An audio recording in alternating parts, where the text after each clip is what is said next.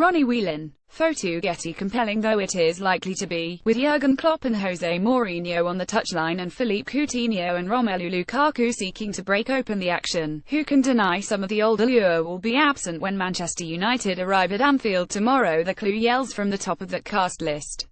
It is not about coaching or playing values. It is to do with the heart and the soul of a match which has shouted its passions down all the football years. It is about identity and the fact that Klopp is German, Mourinho Portuguese, Coutinho Brazilian and Lukaku Belgian. They are the most formidable performers, all of them, and in their different ways they do much to explain the perishing of the old football borders. Certainly it would be an oddly unambitious Liverpool or United fan to fret over the colour of any of their passports. Still, you also have to admit, and mourn, the fact that something is missing, something which has always given Liverpool United a sense not only of two great cities in fierce rivalry but the very flavour of these football islands. No fixture ever celebrated more joyously the profusion of strength and talent and competitive character which stretched from Denis Law's Aberdeen to Roy Keane's Cork. Roy Keane. Photo Getty. It didn't matter whether you were English or Scottish, Welsh or Irish, there was always a point of special focus, a gifted native son in whom to feel pride. Flick back the decades and there they all are. Johnny Carey, the master defender, smoking his pipe when the most sophisticated of battling was over on behalf of Matt Busby's United. Jump 10 years and there is Johnny Giles bringing the boyish guile of the Dublin streets to United's first significant triumph since the Munich tragedy, the FA Cup of 1963 under the captaincy of Corkman Noel Cantwell. 5 years later Shea Brennan and Tony Dunn lifted the European Cup at Wembley, along with Georgie Best and one of England's ultimate heroes Bobby Charlton.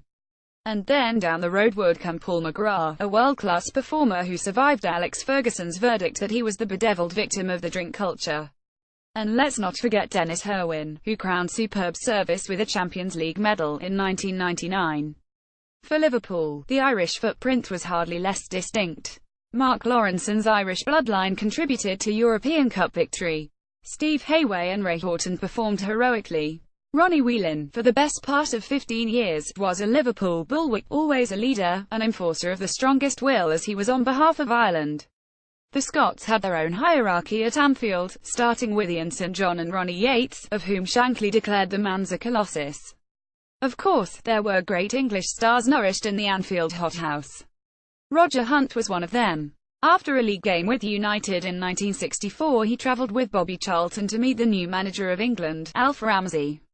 They agreed that not much in football could be more challenging than the game they had just played at a feverish Anfield. Tomorrow such stimulation belongs in another world to one inhabited by so many of the players from these islands. There will be no long-nourished heroes like Robbie Fowler or Stevie Gerrard, Bester Keane left, Ian Rush or Ryan Giggs, Kenny Dalglish or Graham Souness. Maybe, for United, Marcus Rashford will steal a little of Lukaku's current glory and the English defenders Phil Jones and Chris Smalling might earn a credit or two. An Englishman will lead Liverpool but Jordan Henderson will not, by running even 100 miles and ceaselessly pointing in one obvious direction after another, conjure the memory of a Gerrard at his most explosive, a Souness and Dalglish conjuring the best of their subtlety. When Bob Paisley knew that he was certain to lose Kevin Keegan to Hamburg and the blossoming European football market, he had one thought. It was Kenny Dalglish, he revealed later. He had everything I needed, everything Liverpool needed. He came from one great tradition to another. But what do you do when great traditions die? In the case of Liverpool and United, and other Premier League clubs, you mostly trawl the gold fields of European and South American football.